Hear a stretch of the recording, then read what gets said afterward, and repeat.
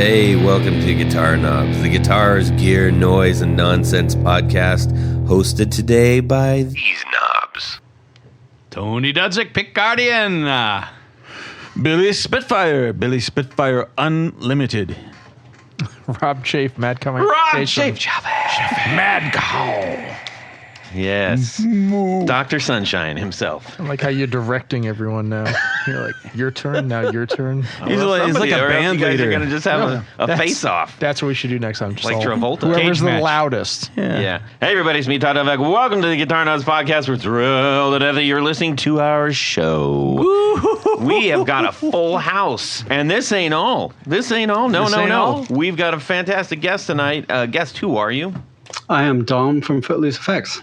Dom from Footloose Effects is on the show. Footloose. We're going to talk about Everybody the go. things that he makes and dig into it. We've got 3 lovely pedals here that we're going to talk about and, learn more about what he does. Dom, where can people find the things that you make?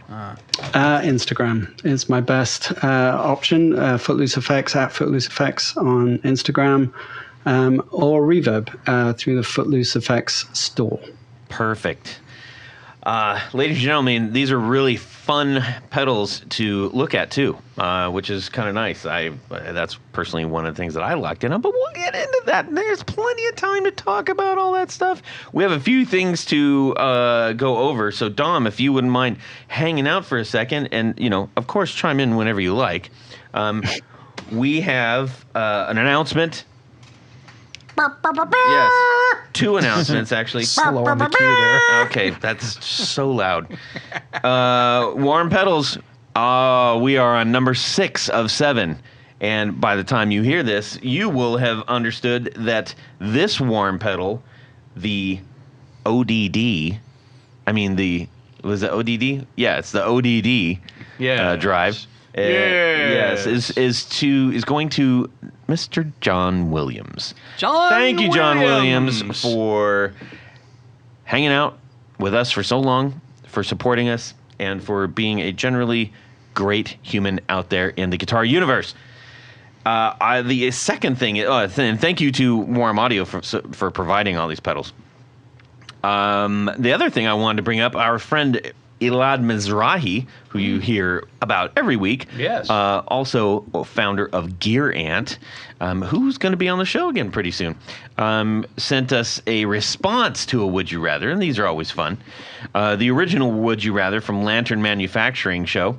A gross guitar that play. Would you rather have a gross guitar that plays beautiful or your dream guitar that plays like a doo-doo? Doo-doo. It's one of my favorite words in the whole world, doo-doo. Honestly, it makes... I didn't know you spoke German. I do. He says, my gross guitar used to be a 70s Strat. Well, that makes sense. With a thick C neck and massive headstock. It has recently been bumped to number 2 after Schecter released that MGK Razor guitar. Okay.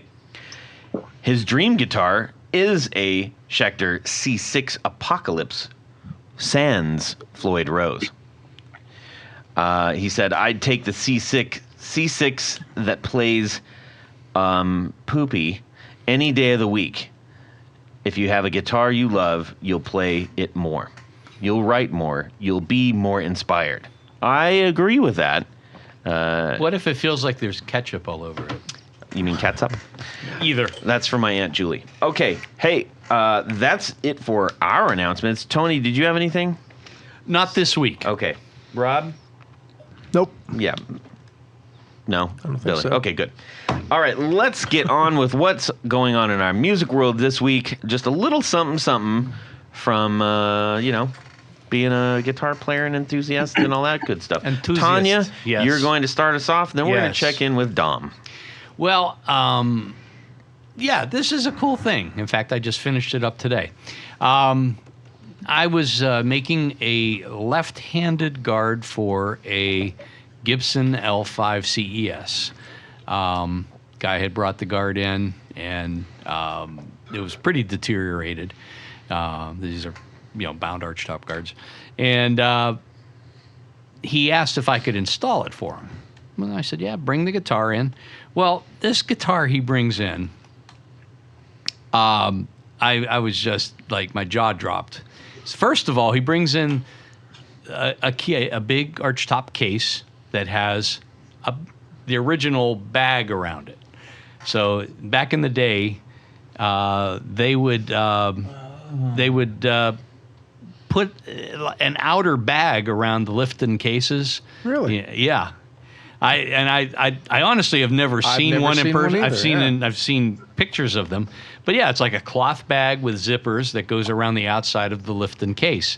So he opens up that thing, and this Lifton case looks like brand new. Now this is a 1962 left-handed Gibson L5 CES. Now, in 1962, Gibson made a total of 30 L5 CESs. What? Wow. This guitar is lefty, so it had to be a one of one. Plus, it had a factory Veritone circuit built into it. This thing it's an anomaly. Yes, wrapped in a conundrum. And it was it custom? It had to be total yeah. custom. Yeah, I mean, it had to be a special order. Yeah, no store first of would all, ever order that. Yeah, left-handed. They're so dismissive. The Veritone. No. Now, what's really even cooler, I guess, if you want to think about it this way, is in the early 1960s, Gibson was using up all of their PAF pickups from the late 50s in their archtop guitars. Mm-hmm. So this guitar, not only is it crazy cool, it's got two gold-plated 50s PAFs in it. Wow. Is it sunburst? It is a sunburst one. The blonde finishes are worth a little bit more. But, I mean, honest to God, this thing looked like there was one little scratch guitar. on it. Yeah, it was just a beauty to behold. Did he happen to say if he was the original owner or anything? No, I almost don't want to say what, because we got into it, I have to know. Yeah. What he paid. Well, he actually got it locally. Wow. Who would have had that locally? A left-handed person. What was his name? I cannot reveal names, and Because there was a guy in school that pulled one of these things out of a attic, yeah, like some whatever. It was his grandpa's house or something. yeah. Pulls this thing out, and that's what it was. Do they have like the old not a 1/4 inch, but the other kind? No. Okay. No, this one had So just a standard quarter. 62. But it's okay. stereo out too because of the Veritone. Gotcha. Okay. It's just crazy.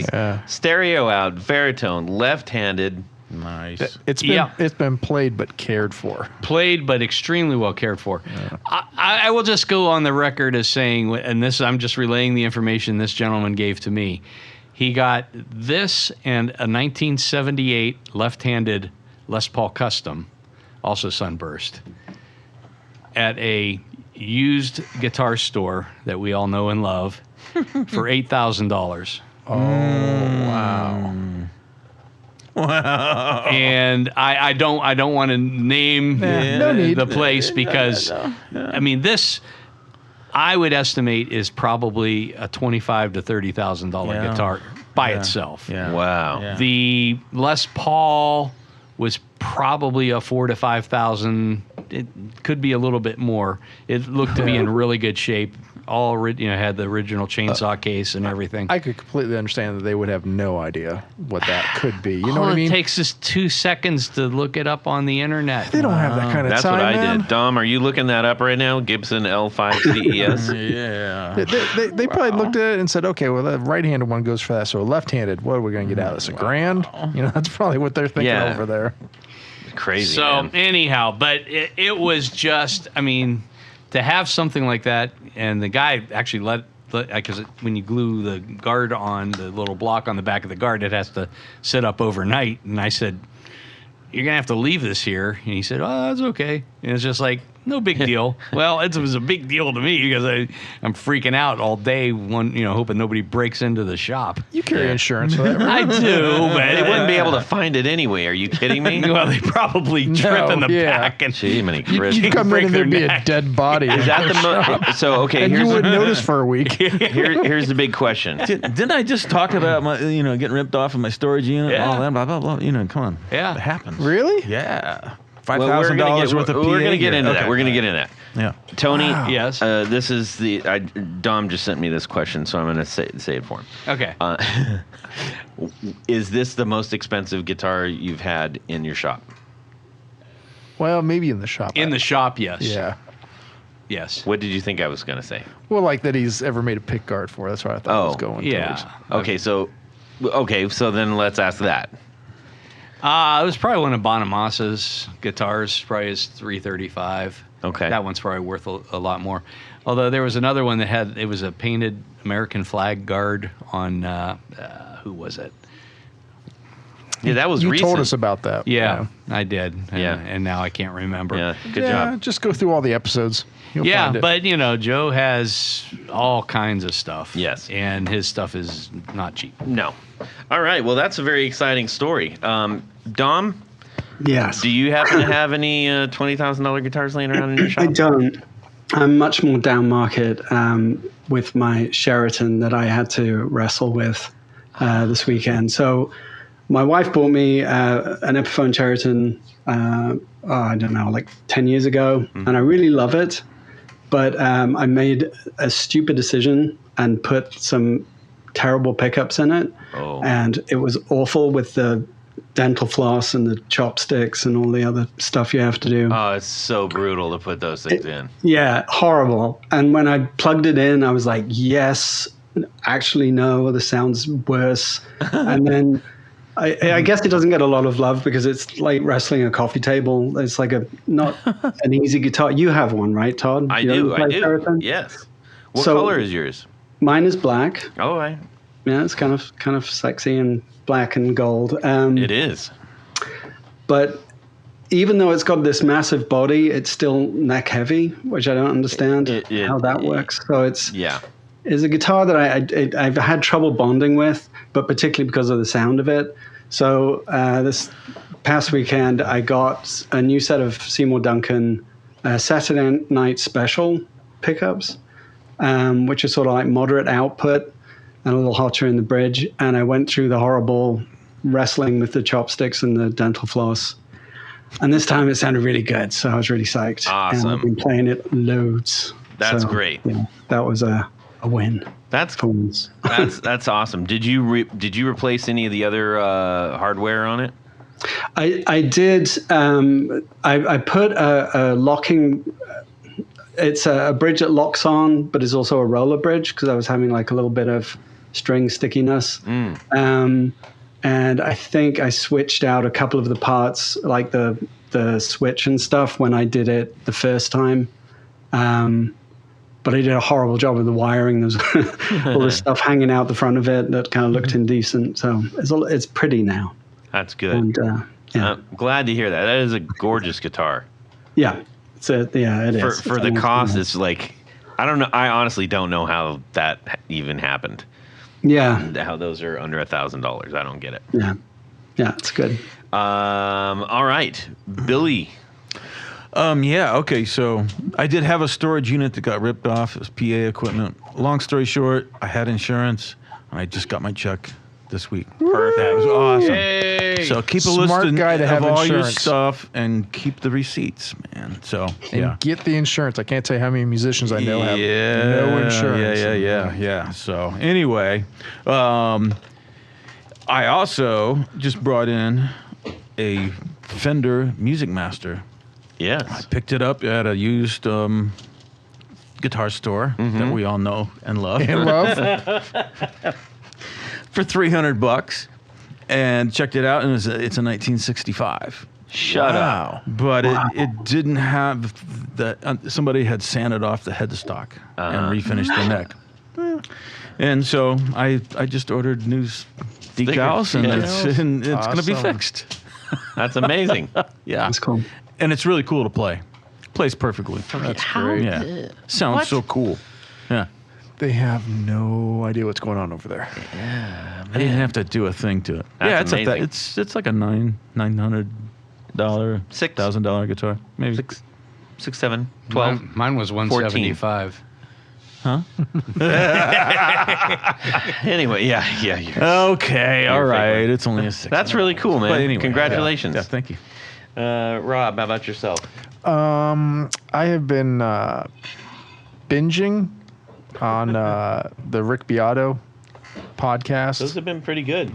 They hit, yeah. I've seen snippets of different ones, but I've started just letting it run in the watched background. the one that you were talking about. So you watched the one Warren Haynes? Yeah. That guy. I mean, He's all right. phenomenal guitar player, phenomenal tone, but then everything he talked about was just amazing. All the details, how he plays, how he uses the guitar as an expression, that with the amp all combined together is what makes, the instrument, not just how a lot of people play. That was cool to hear him talking about that. Yeah, I agree. Yeah, and how he uses volume as a dynamic tool on the volume on the guitar as a dynamic tool, and all the stuff that I would say that half the players out there don't utilize that or explore that at all. They just turn the volume up, put on the bridge pickup, pedal on off. It's freedom rock. Turn it up, man. And I'm not saying there's anything really wrong with it, but there's a whole different thing that like what Warren does that is so expressive. So, but so I've since watched. I'm about halfway through Al Di Meola's one now, which is fascinating. And then the producer that did Soundgarden, Super Unknown. I just watched that one today too. Hear all these stories. It's just amazing. That's cool. Yeah. So everybody should subscribe to that and watch his channel. And maybe he'll send us a T-shirt or something.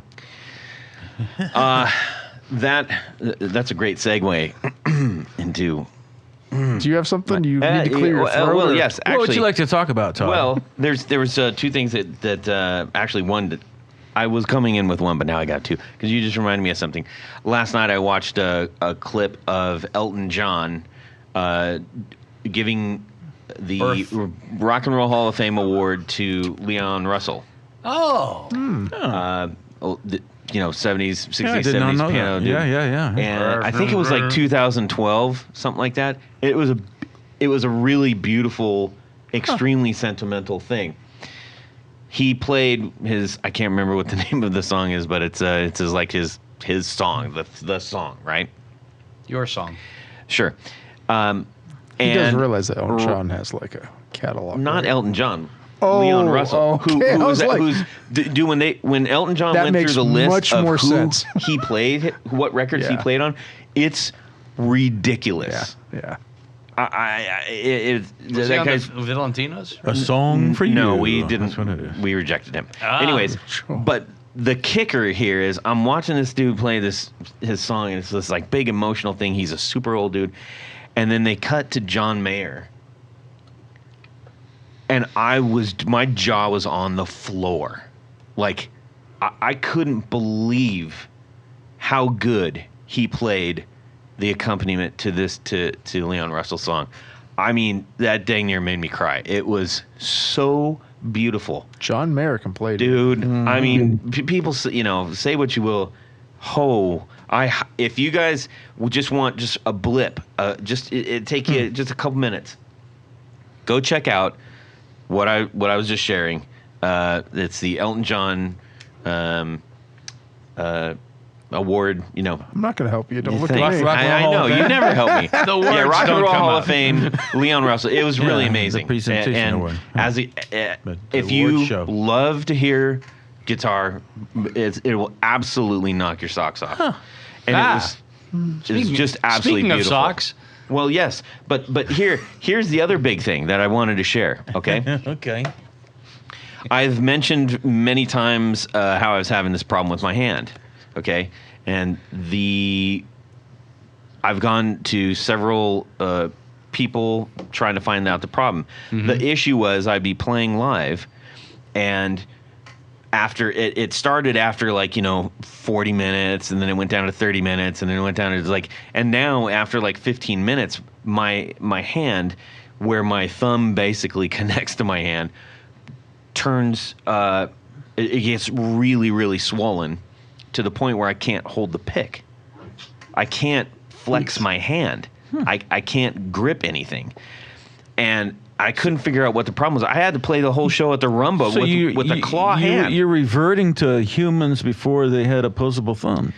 Kind of. Or fingers that worked. So I was more like a seal. Okay. Yes. So I was getting really depressed, honestly, because I couldn't figure out this problem. And I'd gone to several doctors and couldn't figure it out. And I'm like, do I just not get to play guitar anymore? What's going on? That was a big deal to try to handle. I go to a new doctor, and he immediately says, "No, but okay, so your problem is the blah, blah, blah, blah, blah." And it was the same thing that the other two doctors told me. And I guess I was just wearing my disappointment on my face, like usual. And he goes, "That sounds like that's not what you wanted to hear." And I said, "Let me tell you more what's going on." Because I was getting, kind of shuffled through the system.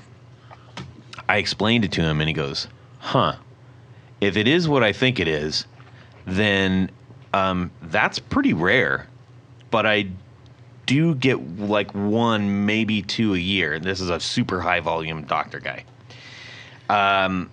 And the diagnosis, which I'm actually so happy to have finally, is called chronic exertional compartment syndrome.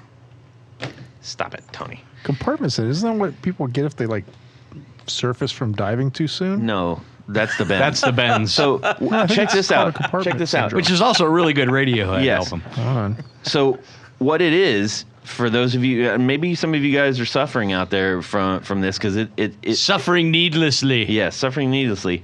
There is some tissue apparently in the web of your hand, in the thumb palm area, that, from what I understand, now if you're a doctor, don't throw rocks at me here, because I was Rocksfortodd.com. I only have a little bit of information on this, but the idea is that in order to make sure that your hands can function under exertion, you have to have there's this area that controls the blood flow in and the blood flow out, specifically to your thumb and your fingers.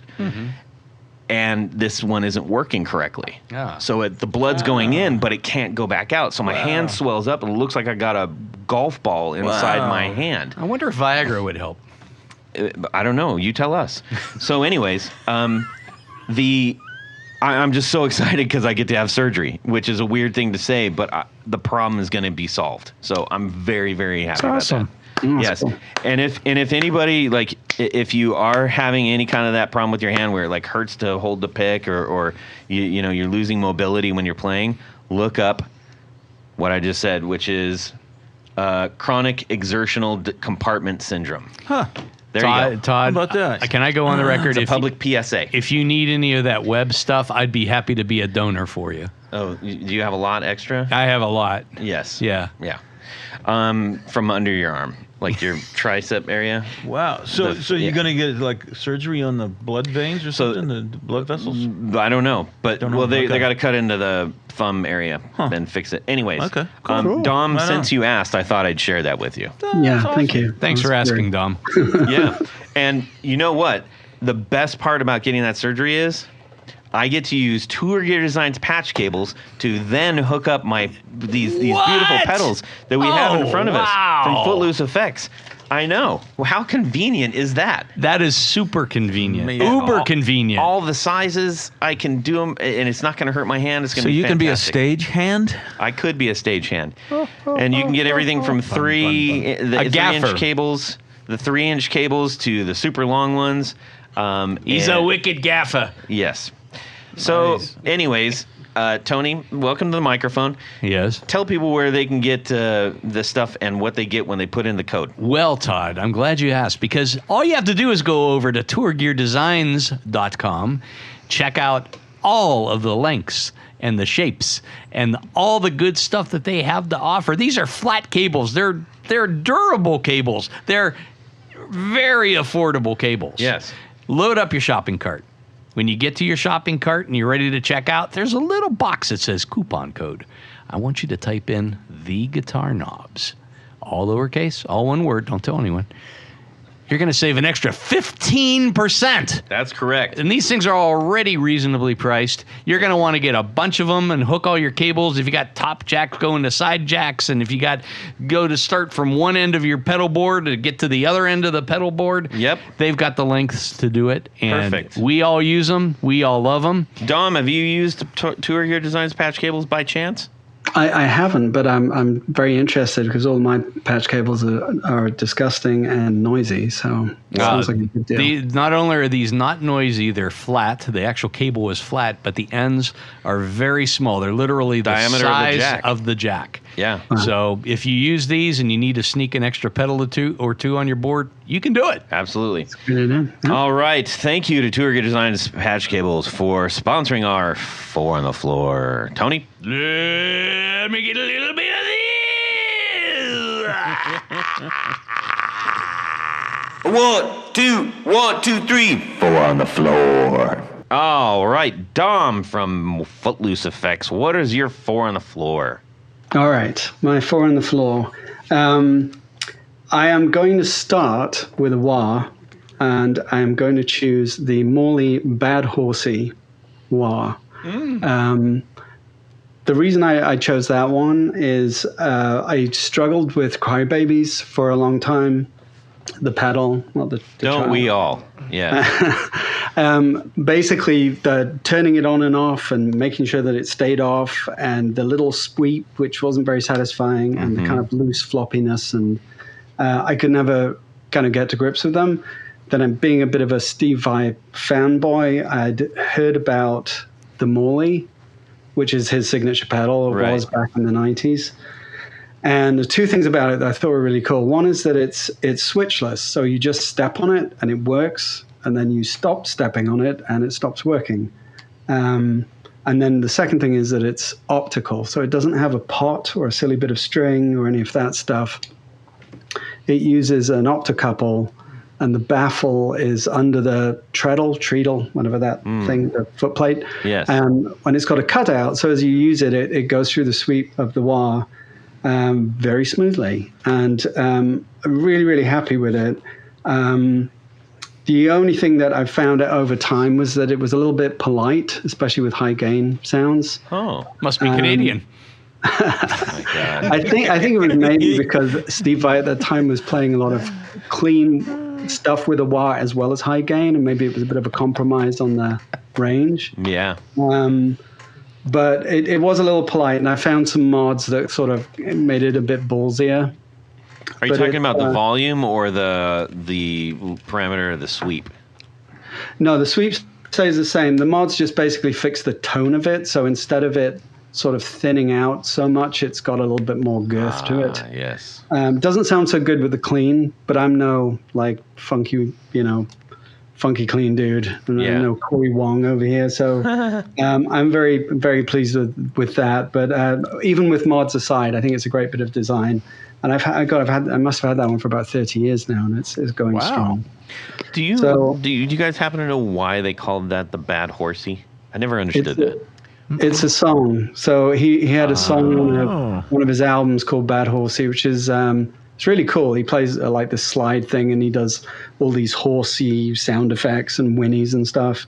And he used the wah with that Got to it. get that sound, I think. So that's why it's called that. Okay. Well, there we go. We all learned something new. I love it. Yeah, How about that's number it. 2? Number 2, that is that contentious sort of boosty, drivey situation. So I was looking for something that can give me a boost for a clean sound and sound good with a dirty sound as well. So what I did was tried out a whole bunch of pedals, and I settled on the Exotic EP Booster, which is, I think, a very common pick for that. Classic move, man. Yeah, got my vote. I mean, it just it just does sound really good. So it's and it kind of does this fruity thing to the kind of upper mids and high frequencies that I think is really great. And I guess Eddie Van Halen figured that out back in the day. But yeah, so nice. Okay. Yeah, can't remember how I set the switches inside, but yeah, it's great.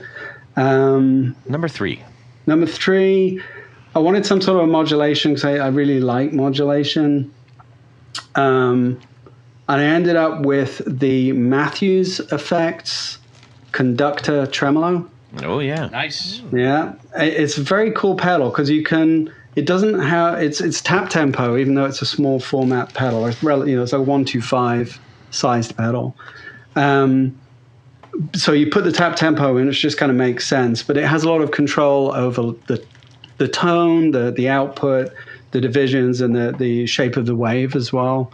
So it's super flexible, and I think it's as an effect, it's very useful because you can use it as a rhythm bed to play against, or if you're looping, or you want something to sort of like carry a part along. I think it works very well for that. And even though it's like the original pedal, I think it's the original guitar effect, wasn't it? The Diamond thing that you plugged in that had the mercury in a tube was the first effect.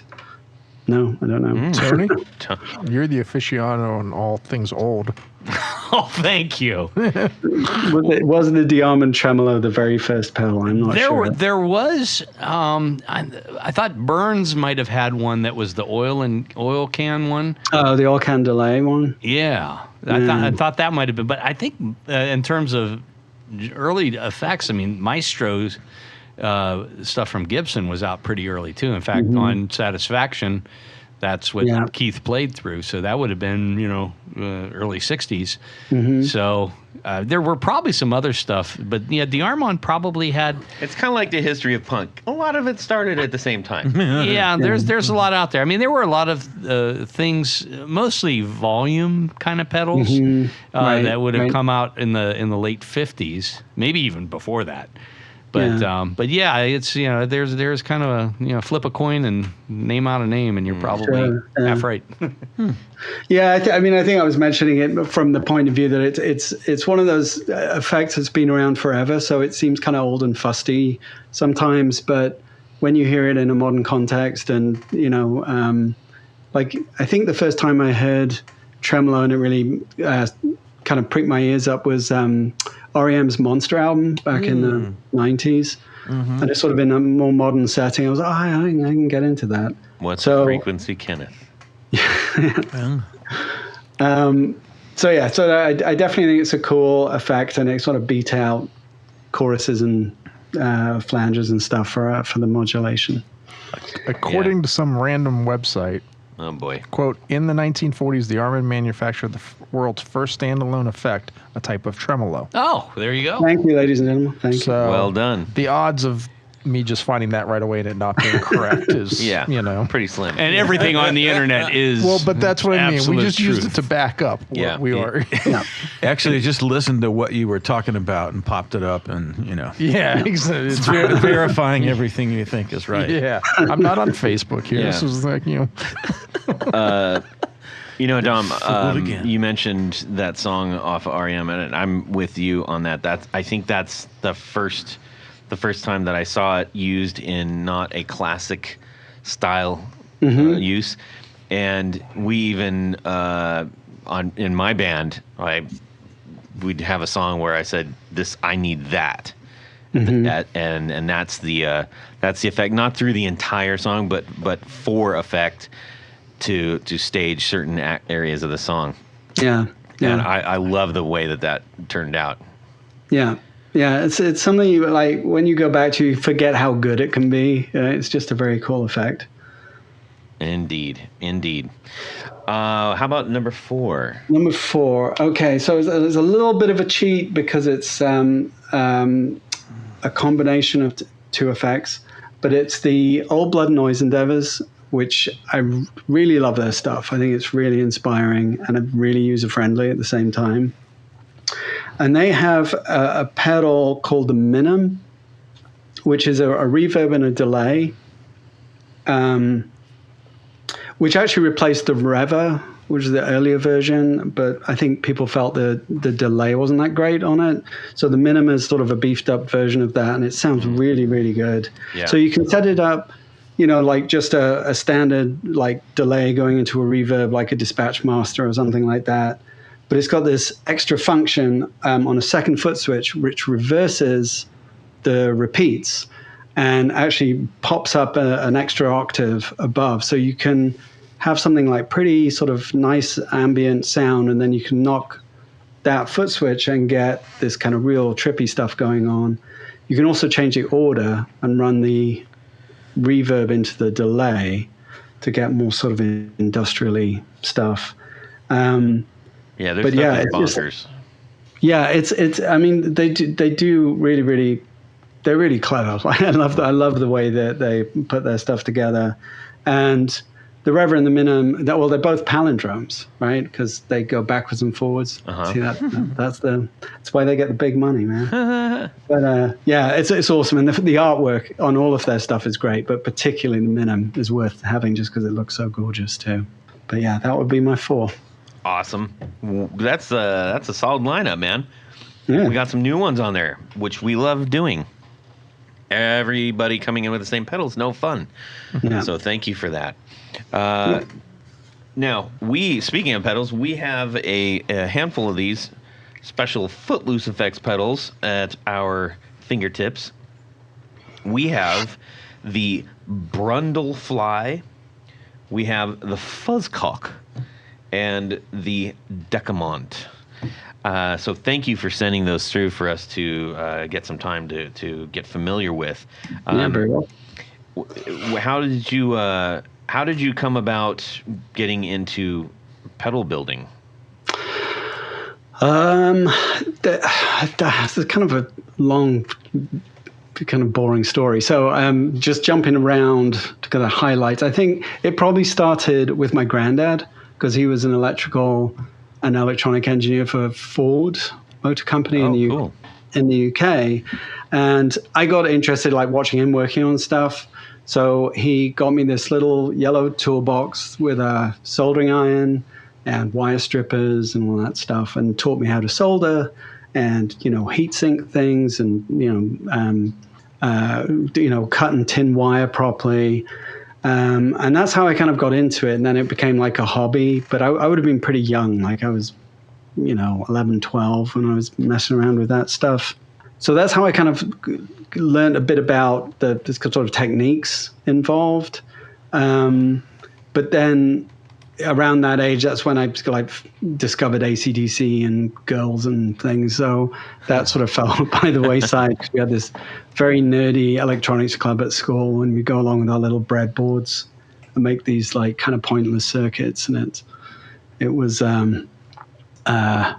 it wasn't very cool. So I ended up sort of going, after like guitar music and learning how to play guitar, and that's where I sort of ended up with that. And then I really didn't become like a pedal head so much until I I worked for Guitarist magazine in the UK. So I got a job with them, and I was, staff writer to begin with, and then became a features editor. And I did that for quite some time. And it was a really fun job. But a big part of it was obviously doing gear reviews. So you get sent all this gear, and your job is your job is to sit down and just play guitar and write notes and then write your review. And so it's like a fire hose of gear just coming in all the time, from the cheapest to the most high-end boutique stuff. And that was really, really cool. And it just exposed me to not only all these different effects, but also, it was a time when effects were becoming really popular. And what year are we talking about? So this would be the mid-90s. Got it. Right. So we'd sort of left the refrigerator rack thing, and people were kind of going back to basics. It was like Britpop and all of that. So we had bands like Blur who were using effects, and then bands like Radiohead, of course, who were doing amazing things with pedals. And that had a real sort of effect on me. So that's when I started to build a pedal board, but it was probably quite a while later when actually the penny dropped that I could do that myself. And I think, like a lot of people, I just built some kits, right? So you get a kit and put it together, and it worked. And so I built another one. And the gateway drug was finding these blogs and websites and forums like DIY Stomp Boxes and Effects Layouts and guys like that, where you could literally find just about any circuit that went in a pedal and you could build it yourself. Mm-hmm. And I was like, this is amazing. You can just do this, you know? And so I decided I was going to build like my first scratch belt pedal, like from, you know, build it the whole thing from scratch and buy all the parts. And I really didn't know what I was doing. And somebody had suggested going to one of these big electronic supply websites. And I found myself there, and it's just overwhelming. I don't know if you've ever been on one of these. Yeah, it is. But yes, we have every iteration, every format. And I just started punching stuff in off my little shopping list because it was a very small circuit. It was only like a tiny little 2-inch square circuit board that I wanted to build on. And I ordered all this stuff. And when it turned up, it was all absolutely enormous. It cost a lot of money as well. And I hadn't paid attention to the voltage, the supply. So I'd ordered all of this stuff that was like from a Frankenstein lab. It was all like 30,000 volts, and it was just massively 3-inch long capacitors.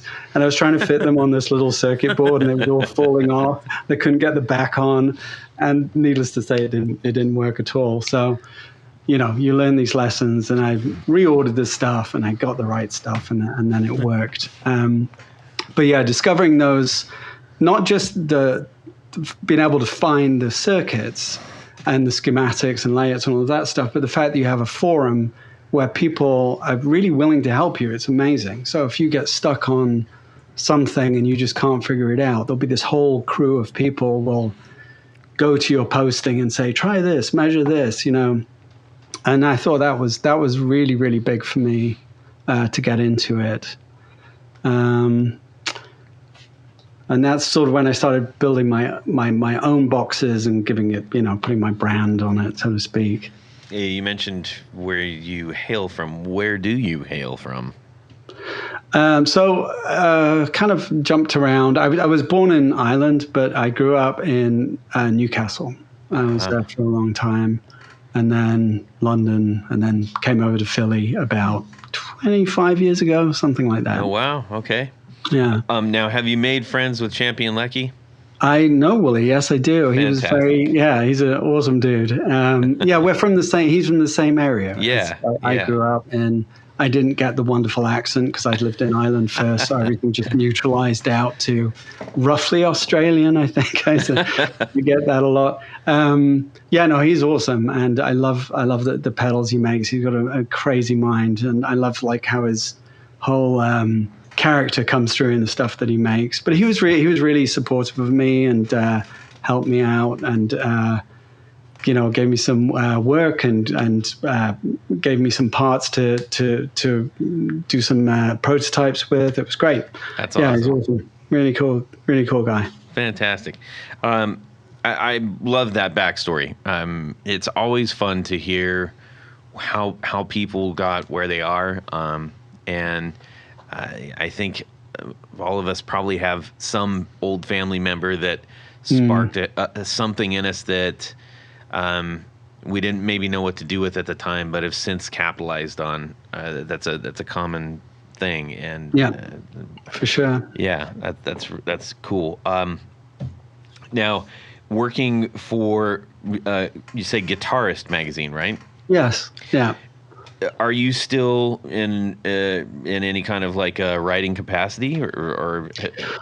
No, and I haven't done that for a while. When I moved to the States, I went freelance. So I was working for guitarist, and then any magazine with the word guitar in it. Basically, I just did a bunch of freelance work for a long time, and then I sort of followed the kind of guitar thing into video work, and then just sort of diversified,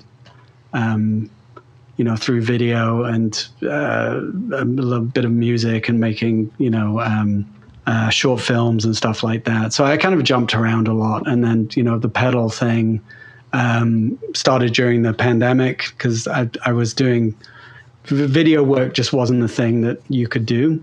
I have a lot of people in a room all staying close together. So, that was like hit pause and never really came back for the industry I was in. But it gave me, the opportunity to haunt my basement and solder stuff all day. But so it wasn't a clean line to building pedals. It kind of took a lot of stops and starts. And when I was in a band, I was never a big pedal guy. Like, I had a Boss delay. That was it. And I think I didn't even put it in the effects loop. I was just like, I'll just put it here. And make my solo sound cool. What are you still out? Are you still playing out, or? No, I mean, mostly, like, I think a lot of pedal builders, like, I play to either demo something or test something. And there was somebody had this great saying on their signature on one of these forums, and I'm probably going to get it wrong, but it was something along the lines of, if you give a man a fuzz box, he can jam for the weekend. If you teach a man how to build a fuzz box, he will never play guitar again. Once you go down that route, it's just like, yeah, that's great, but I can make a better one. So you spend, so I do play like a lot, and I enjoy it. And sometimes I get, very carried away, especially when I'm pleased with the way a pedal's sounding. But no, I don't play out that much. I keep threatening to put a dad band together, and I should probably do that. Awesome. So has Footloose turned into your full-time gig? Yeah, I mean, I'd say it's still a work in progress, because I've really only been doing it for 3 years at this point. And I know people make a lot more progress than I probably have, but it's a pace that works for me. And I do, I do spend all day doing it, and I enjoy doing it. Like, a big breakthrough for me was meeting a guy, or discovering a guy online anyway, called Dimitro, and he has a pedal company called South Obolon Effects. That's South Obolon Effects on Instagram. I sort of hit a dead end probably about a year and a half ago, where I was trying to figure out how to make a schematic into a printed circuit board, and it was just not working, and I was wasting a lot of time, and I got very frustrated. And I met him through Instagram, and he's in the Ukraine. So he was a pedal builder, but because he couldn't get supplies, he sort of pivoted. So now what he does is he designs layouts, and he has pinned on his Instagram page, which I highly recommend finding, is this library of all the files to build a whole bunch of pedals. And it's the entire manufacturing file, so what they call Gerber files. So you can have them built professionally. And he does sketch stuff as well. And he just asks that if you use them, that you make a donation to the war effort. What's it called again? So it's South_Obolon, OBOLON _FX, the letter F and the letter X. South_Obolon, OBOLON _FX. Exactly, yeah. And he has this library. But the other thing he does is he helps people like me who got stuck with layouts, and he's just like a genius at producing these layouts from these awful, like, chicken scratch schematics that I send him. And he's very resourceful. He uses pizza boxes to make prototypes. So if I send him something... That's amazing. Yeah. So he'll do is he'll make a one-to-one replica of the enclosure that we're using for that pedal. And then with a handful of hardware, he just makes sure that all the clearances work and everything. But, it's incredible. And anything that he earns through the pedal work that he does, he donates it directly. In fact, you donate directly to the That's war relief amazing. effort. Yeah. He's a really amazing dude, and he's really helped me out a lot. So we're gonna constantly connect with that guy. Yeah. Good. Thank you for that. That's really great. And I hope everybody who's listening takes a moment and goes and checks out his page. That's South_OBOLON Obolon _effects. All right, cool. Now, you obviously are a very creative chap because I think you have one of the more fun product lines to peruse because they all are completely different artwork, and I noticed that you even have some that you're like doing multiples of. Where did that all come from? Well, I think when I decided I wanted to kind of give it the Oxford try and get a pedal company going, it was important that there was the aesthetics were good. I mean, it's something that matters to me. But it's a marketing thing, obviously. I mean, if you catch people's attention, they're more likely to engage with it. Mm-hmm. But I also wanted it to look like there'd been a human hand involved, like somebody had spent time on these pedals. So, hopefully that reflects that they would also do the same on the inside, Mm-hmm. The aesthetic itself, the idea came from the physical props in the movies I loved growing up. So that would be definitely, Star Wars and then Blade Runner, Alien, all of those, that genre of films from that period where they were very realistic. So, you had Star Trek where everything's pristine and glistening. Mm-hmm. And then you had, Star Wars where C-3PO's got a mismatched leg and Boba Fett's got a dent in his helmet. And, yeah, it sells the story or at least it did to me as a kid. And I really liked that.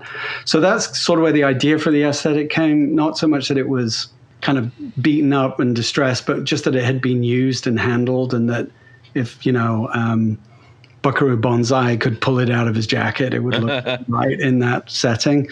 So I did a lot of messing around with different techniques. So I tried hand painting, horrible. I tried screen printing, drove me crazy. I mean, I like doing it with the socks because it's easy, and T-shirts and stuff, but trying to print onto boxes I found very difficult. And transfers and various things. And in the end, I just found like a combination of like sort of burnishing and stencils and taping was kind of got the look that I wanted. That's how I ended up with that. But I also hoisted myself by my own petard in doing so, because it's really time consuming, because there are up to 9 layers of finish on each of these pedals. So, and they have to cure in between. So it has to occur over a number of days to get it done. Yeah, you've gotten very good with the old spray can. Yeah. I wear a mask. I try and keep it safe. But yes, a lot of spray paint, a lot of stencils, a lot of tape. But yeah.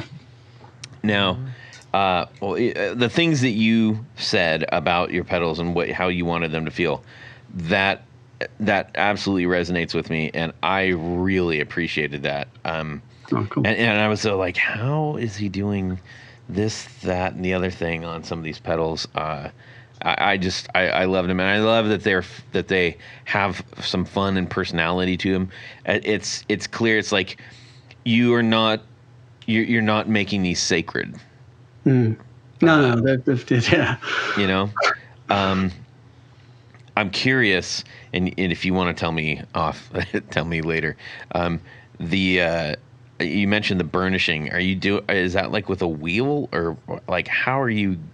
Because I know what you're talking about as far as like getting your labeling and stuff. I thought that was like a really cool way to approach this. Mm-hmm. Yeah, no. So it is. It's pretty. Once I'd figured out the technique, so it's like the stamping, the hand stamping of the lettering. Yeah. I messed up a ton of enclosures before I figured out the best way to do that, and then I realized that you have to use some sort of infill to make the letters stand out. So that's another part of that process. And then it's just all done with fingertips and different grades of wet and dry sandpaper. Wow. And I just polish it through, and I've got quick at it. Haven't you ever asked for a Dremel for Christmas or something? No, I have a Dremel which I use for adjusting cases and stuff like that. But it's too heavy-handed, and you end up, even with, it just doesn't work. It just doesn't work properly. So, interesting. That's pretty impressive that you do that literally by hand, because there's a uniformity to it that I was like, oh, there's got to be a little wheel. Or a little, something that's just, literally burning it off. Yeah. But very, very keen stuff. You have many different effects, and we won't go through the entire showcase here. But I would encourage everybody to head over to Reverb and check them out, Footloose Effects, and I think you're going to smile. If nothing else. Yeah. So, I think after years of doing freelance work, what I realized is you have to have a sort of a patchwork approach to keep things, moving along.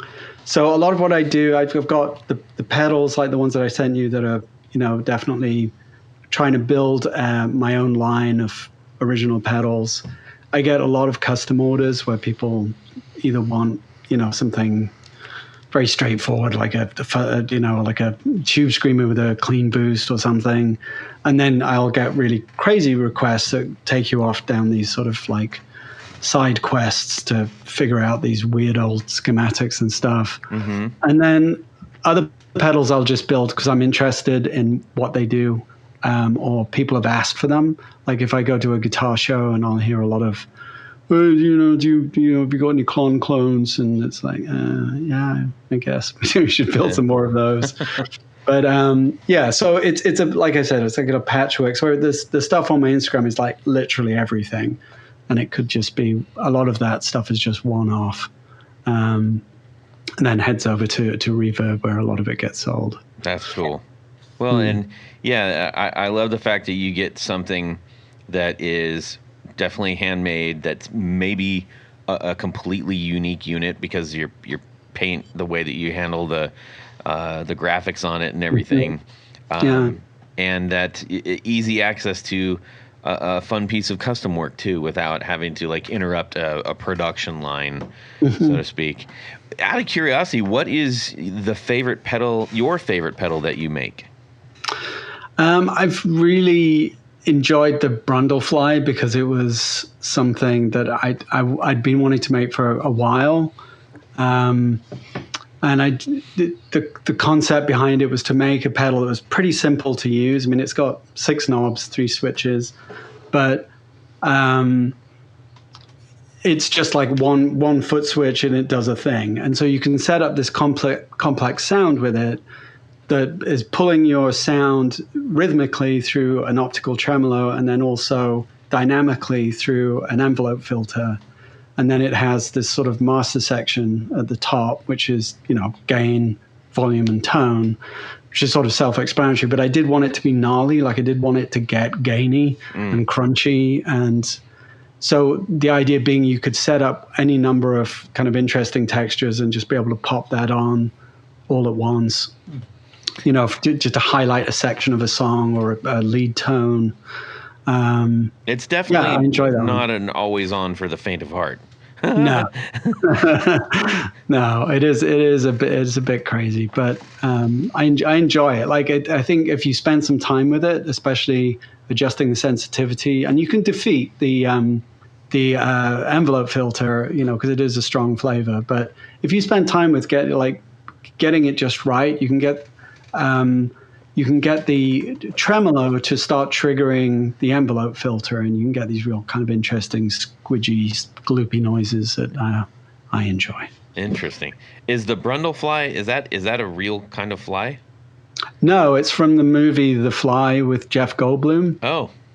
So when the computer that controls his transporter pod can't decipher between him and the fly DNA, it just calls him Brundlefly because the character's name is Brundle. So yeah, a lot of sci-fi references. Sorry, I like that. Really? That's cool, man.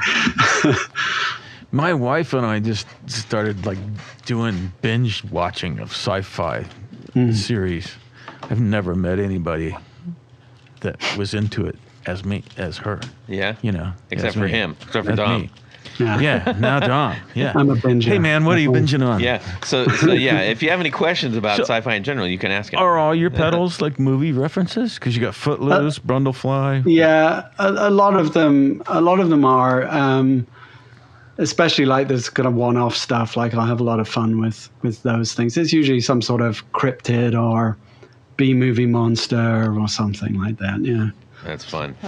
They got a Sun T in a box down here. He's got the Sunburn. Billy plays a Sun amp. Oh, right. Yeah. Oh, really? Yeah, he's got it's right over here. It's Yeah, man. yeah. Actually, it's at Rob's shop We can right do now. a 1-for-1 shootout. No, I'm just kidding. Yeah, that's cool, man. Super cool. Really? What is the most popular pedal that you sell? I think maybe the Fuzzcock, because I built some back in the day that were bigger and they were a bit more expensive because some of the parts are hard to find. And so with this new one, which I managed to get one of those to you, I've just finished putting that together, again, with the help of Dimitro over at South Obalon Effects. And I just think it's a simple fuzz, but it's really quiet, strangely quiet for a fuzz face adjacent. It really fuzz. is. But it sounds really throaty and satisfying, and people seem to like it. So I'm hoping that the smaller, more affordable version that has exactly the same circuit, and a lot of it relies on finding the right transistors for that, because back in the story behind that pedal is it was my very first pedal when I was like a little tween kid, but I never knew what it was because I got it from a junk shop for like £5, and it had all the lettering had been scraped off it. But it changed my life because I had this horrible cheap guitar and this cheap little Plinky Clean practice amp, and I loved Black Sabbath. So I was in a world of hurt trying to play that. And I found this thing in a junk shop and I didn't know what it was, but I plugged it in and then the heavens opened and I was like, I am Tony Iommi. Like, my poor parents had to listen to just hours of stoner riffing. I am Iommi, man. Exactly. That's terrible. But I didn't know what Billy, it was. why did you do that? Until I was watching the JHS show, and I think this was mentioned on a recent podcast, and they do that thing, episode called Perfectly Normal Behavior, which is like super nerdy deep dive into obscure pedals and getting excited about having the box and all that stuff. And, Josh picked up this pedal and I immediately recognized it because it had this weird wooden case with the knobs and the switches and everything's on the front panel. And his was in really good condition. So I was like, oh, I know what it is. It's this Top Gear fuzz. So I immediately went roaming around trying to find the schematic. And then, I could build one, very nostalgic, but I recognized that it had a couple of issues, like the output wasn't very good.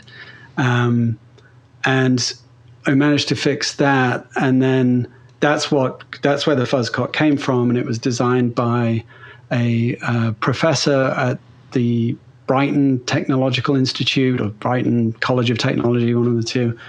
So that's why it's got the rondelle design on it, that Who Brighton thing. Yeah. Because that's the history of it. But yeah, so it was my very first pedal. Finally figured out what it was, made it, and it was as good sounding as I remember, and then tweaked it a bit so it sounded even better. And yeah. I figured it was a buzzcock reference, and it also, would be appropriate for the British thing. But now we know the rest. The long, boring story that took Yeah. 40 years. It's either that or you could go buy, you spend $1,000 for the actual Top Gear fuzz. Yes. Yeah, that's your other alternative. Yeah. And it doesn't even have an LED, so. Yeah. Doesn't make sense. It is a really unique because it didn't react how I guess I thought it would. It has a little bit different playability, functionality kind of thing going on. So I highly suggest picking one up and trying it out for yourself because it's a great sounding pedal. Yeah, thank you. Yes, Billy, go ahead. Use your mouth, Billy. What about the Decamont pedal? I did not get a chance to play that research this or play it. Tell us about it. That's probably the most sort of kind of normal, almost utilitarian pedal. The guts of it are based on the old Ibanez MT10 distortion pedal, which was from, I think, the early 90s, which is a MOSFET, just kind of soft-clipping drive. And it's got a really usable gain range, really plenty of output, and then this really powerful 3-band EQ. So it stacks really well with stuff. And a lot of session players discovered it, and they're another pedal that are now, $500 or whatever. It's crazy. Yeah, and they weren't really that well made. It was a time when Ibanez was trying to get more competitive. So I thought it'd be really great. And the original was like bright green and bright yellow, a lot of chevrons, Yeah. I thought it'd be really nice to take that and kind of class it up and make a really solid version with everything chassis mounted and good quality parts and everything like that, and give it like a kind of classy finish. So it's got one of the laced finishes, which is I stole from lowrider cars. Yeah, I was just gonna say that's a very popular motif in the lowrider. It is. It's cool, though, right? It's just a cool look. And I used real lace to do it, and it's makes each one a little bit different, like you were saying. So, and then I put a mod in it because I feel like you should have something that you can a little surprise inside. So if you open it up, there is an internal switch that switches the diodes out from the silicon ones to LEDs. So it goes, so it's less compressed and has more headroom, just a bit more open sounding. But it comes default with the silicon? Yeah, it's set to stock, which is very close to the original distortion circuit. Got it. But yeah, it's just like I said, if you put the fuzz cock in front of that, which is a bit of a studio technique because those fuzz pedals don't have a tone control. You can use the EQ on the Decamont to sculpt that, which is something that Steve Lukather used to do with a fuzz face and a tube screamer, and then you can add a bit more gain while you're at it. So nice. It's a good stacker, that one. I used to be very skeptical of stacking, but when you take the time to try a few combinations, I think you can really yield some pretty kind of complex, interesting tones. It's a fun exploration too. Yeah, it is. You can definitely waste a good afternoon. I was just gonna say, if you want to blow an entire weekend, try starting some stacking combos. Yes, absolutely. It's a good way to get divorced too if you're not careful. That's fantastic, man. So you're keeping this up. Do you have new pedals on the horizon? I do. So the next pedal that I'm working on again with Dimitro of South Obalon is a boost, because I haven't done a boost, and I found it was again. So when you are building custom orders for people where they just can ask you for anything, it often yields some really interesting pedals because it's stuff that I'd never think of myself. And this boost fell into that category. Somebody asked, can you build this? And I was like, all right, let me put my Indiana Jones hat on and go see what I can find out. And it was difficult because there were a lot of iterations around this circuit, but I found one that worked, and the guy was super happy with it. And when I spent some time with it before I sent it to him, I was like, this is really good. It's just quite a complex circuit for a single knob boost, but it has a ton of headroom, and it just has a really, really nice tone to it. So that's the next thing. So that's going to be called the Vitro Boost. Nice. I am totally into one knob, one switch pedals. Yeah. I have like 5 of them on my pedal board now. Yeah. Yeah. They're awesome. Yeah. Yeah. Oh. Yeah. All right. This one does that. This one does that. This one does that. Yeah. You know where you're at. Thing 1, thing 2. Yes. Just, yeah. I get it. Well, that's cool. Where does the name of that one come from? The Vitro Boost. Yeah. Simply from the original circuit. So there's I think a rather eccentric gentleman who is a designer. He doesn't build pedals, but he had found a technique called bootstrapping, where you put 2 transistors into this kind of unholy alliance and force them to do things they weren't supposed to do. And it creates this huge amount of output and, with this sort of an interesting tonality. And it's called a glass blower. So glass, Vitro. Oh, okay. Vitro Boost glass. Wow, clever. Oh. Yeah, you're pretty educated. I'm Well, cool, man. It has been. Do you get a discount if I buy like 4 of these things now? What? Well, you get 2 pairs of socks. So Yeah. Oh, okay. that's Yeah. that's my I'm cunning all about free marketing thing. socks. Yeah. I want to thank you for walking us through all this good stuff, and hopefully we gave people a glimpse into, who you are and what you do, and why they should lock onto, your product and get some of these pedals. All right. Thank you. Really, really cool stuff. And I am going to continuously check the Instagram because I love seeing the things what you're making them look like. The fact that you're making effects is great. I'm extra excited about like all the different graphic stuff. So Cool. Thank you very much. yeah. Tony, Yes, Todd. I think this is our segue. Insert segue. Todd, insert segue in the edit. Yes, Todd, at this point of the show is a little game we play called Would You Rather? Okay. Well, that'd be great if Billy just picked it up and then you went back. Oh. It would have driven Todd just nuts. Total awesomeness. Yes. Awesome sauce. Hey, we're gonna Do it. Go. This week's Would You Rather, brought to you by me. Since you failed him miserably many times, Professor Squeaky Bellows has given up on you. He's through with you. Okay. For those of you who don't remember, Professor Squeaky Bellows believes accordion music is the only music that matters, and he has a master plan of destroying guitar music with his time machine. This time, he has a new secret weapon. Do you want to know what it is? I'm dying to know. Please tell us. It's Kevin Bacon, armed with an accordion and killer dance moves. Oh my gosh. See how I tied that into Footloose? Yes, You got that? Footloose. See? You are so I'm- clever. I'm so clever sometimes. Unfortunately, the Mad Professor has forgotten the code and needs you to take Kevin Bacon in his time machine back to become the lead singer / accordion player / dancer of one of these bands and hopefully destroy guitar music once and for all. Your friend.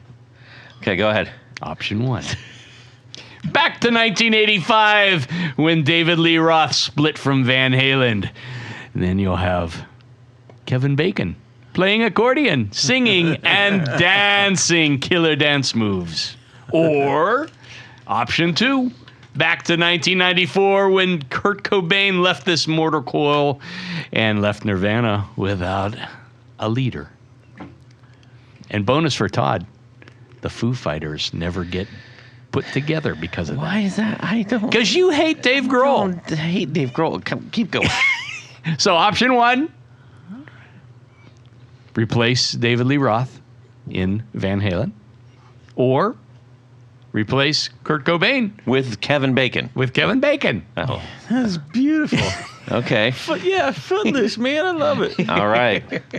My hometown Everybody was exactly cut, everybody like cut. Footloose, That's man. a good one. That's a good one. Everybody All I right. grew up there, basically. Let's hear from Tanya, and we'll go around the horn here, and then I'll pull in our pal Dom. I I have no beef with guitar music, but I would love to see Nirvana with Kevin Bacon singing, playing accordion, and dancing. It's like a complete juxtaposition of everything that Kurt stood for. You are. Something. That's what I'm going for. All right, let's go to Billy. Oh, I want David Lee Roth. Oh, I think Kevin Bacon could pull it off. yeah. Yeah, I think he could learn that trick. Might as well jump. Yeah. Well, you're not replacing But then Roth. I know, but yeah. Yes, but, you are. What? Yeah, Kevin Bacon would be replacing David Lee Roth. Did I And I miss love that? David Lee Roth. I don't know how you missed it. I but did miss you were that. too Because busy. he's playing Yeah, man. guitar. No, he's playing accordion. Right. So, like, what's their song? Jump. Everybody Yeah. jump. Can you imagine Kevin Bacon playing accordion? Might as well jump. Yeah. Okay. Footloose. Yeah, okay. Might as well Rob, Footloose. Rob, save me. David Lee Roth. Really? Yeah. Yeah. Okay. You want to destroy Van Halen. Yeah. What? Well, I mean, yeah. I mean, let's. What be- Rob is trying to say is after David Lee Roth left, Van Halen was pretty much a non-band anyhow. Well, no. Yeah, so no, actually no. you're replacing Sammy Hagar. Yes. Yeah, technically. Well, that Taking wouldn't be Sammy necessarily a Hagar's bad place. thing. Right. Yeah. I just rather Right. not mess with the whole grunge continuum that led to Foo Fighters and all that. Oh. Leave that as it is. Okay. Yeah. One accordion. Dom, what are you gonna do? I got to keep Diamond Dave where he belongs, and man. put my homeboy Kevin Bacon in Nirvana with his accordion. I think it works. It works for me. I'd love to see it. Yeah. Todd, do you need me to explain this for you? No, I've got it. I've got it now. A heart-shaped It's not even. accordion. It's not even a question for me. He's going into Nirvana for sure. Heart-shaped squeeze box. Yeah. Was the canceling out the Foo Fighters the seal of the That deal was for you? No, it wasn't Tony. Dave Grohl's a dude, man. He's cool. I know he is. He's the right? nicest man in rock and He's roll, the- and he is Todd Mr. Rock just and roll. dislikes him so Yeah. much. I I hope they never It's meet. painful. I don't. Well, Maybe he if had a we nice say that 20-minute enough, chat with he'll David. actually chime in and say, Todd, what is this? Why don't do you like hate me, man? Why don't you like me? That's not the case, though. Anyways, that was a very clever one. Thank you, Tanya. I try my nice best. job. Nice Yeah. job. Sometimes I work, sometimes I don't. Yes, well, you got to keep working. We need to thank a few people here, and then we're going to let our friend Dom go. Yes, Todd. Where did those guys go? Is that them? Yeah, there they are. Because at this point of the show is a special group of people we love to thank. These are our executive producers. Now, an executive producer helps make this show possible. How do you become one? Head over to patreon.com/the Guitar Nubs. Check out a couple of different levels, and you can participate, become a friend, a sponsor, a hero. What else can they be? A good friend. A good friend. I already said friend. All right. Okay. Well, all right. We'll let that one slide. But as an executive producer, there's one thing more. What would that be? Your name read on the thing. That's what I'm going to do right now. So special thanks to these executive producers: John Sebastian, Trevor Ellenberg, Cameron Pampas, James Bell, Michael Furman, Eric Hemmer, Brett Hogarth, Gregory Randall, Don Kloss, Ralph Gottschalk, Rusty Sneeden, Vader and Pedals, John Halverson, Rick Calhoun, Trevor Gunberg, Elad Mizrahi, Richard Kendall, James Pennington, James White, Justin Jones, John Esterle, Anthony Lathrop, Stefan Lamb, Michael Senchuk, Ken Sayers, Darren Gregory, Tom Barazin, and Sean S. Yes. But wait, there's more, because there's a special group of executive producers. We call them our Grand Poobahs. These are the top of the heap, the A number ones, the creme de la creme, if you will. And they have a fez that they wear upon their head while listening to this podcast. Mm-hmm.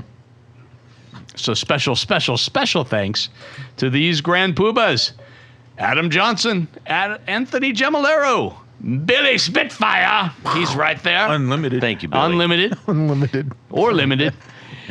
Bob Crouch, Brian Robinson, Cody Foster, David Kaminga, David Tyndall, Enrico Fernando, Fox Hill Studio, Hex Matos, Jack Gadian, James Pennington, John Williams, LSJ Music Company, Matt Hart, Michael Van Zant, Michio Murakishi, Moon Guitars, Paul Von Eppinger, Sam Jett, Science of Sound, Steve Keys, Tyler Rhines, Zach Oswald from Brandon Wound Pickups, and Jimmy Newton. Excellente. Thank you. Thank you. And, Yes, thank you. all so very much.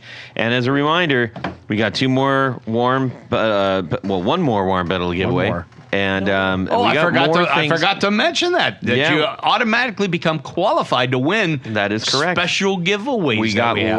lots more coming up. Yes. Or at least more coming up. All right. We need to say a ginormous thank you to Dom from Footloose Effects for hanging out with us and sharing a really interesting story with us. Thank you. You're very welcome. Thanks for having me. And for making some really cool and very fun pedals. We encourage all of you to go check those out. And where can they check them out, Dom? They can either find them on Reverb under the Footloose Effects store or at Footloose Effects on Instagram. Yes. They're collectible. Go collect them. It's easy. Tony, Yes. where can people find you? Head over to pickguardian.com. Check out the pick guards that I make. And if you have a question about something, or you just want to do something totally custom, which is what I do. Yeah. Shoot me an email. Let me know what you need, what you're trying to do, what kind of material you want, what color you want, all the stuff, and I will take very good care of you. Make your guitar even more yours. There we go. Yep. I can get paid every time he says that. Billy, where can people find you? You can find me on Facebook, Billy Spitfire Unlimited, where you will see pictures of my artwork as well as receive invitations for my band escapades. Perfect. Rob? Mad Cow Amplification on Instagram and Facebook. Yeah, I encourage you to go check that out if you have not already. It is very informative and entertaining, and you do get a very good look into the mishaps of amp builders and and things that happen to amps. Yep. You can shoot me Jiminy Christmas, a too direct quick on message at Instagram at Guitar Knobs. Just Guitar Knobs. I'd love to hear what you've got going on. We'd love to find out more about you. We'd love a few new Would You Rathers. The challenge has been laid down, everybody. So I The expect gauntlet has been thrown. Yes, I expect to see some quickly. Quickly. And then on your way out, wherever you're driving from, plug in and listen to the Valentinos and the Mathematics, Billy's band, and have a rocking good time in your car or wherever you're out, on the subway or running from zombies or whatever you're doing. All right, Rob, thanks for being here. And Thank you, Todd. Dom, thank you. We wish you great success. Thank you. And our door is always open to you, so we expect to hear more from you, okay? Absolutely. Thank you so much. You bet. Dom, All right, nice to everybody. meet you, man. Have a fantastic Guitar Week and subscribe. Yeah. You can clap if you want. Okay.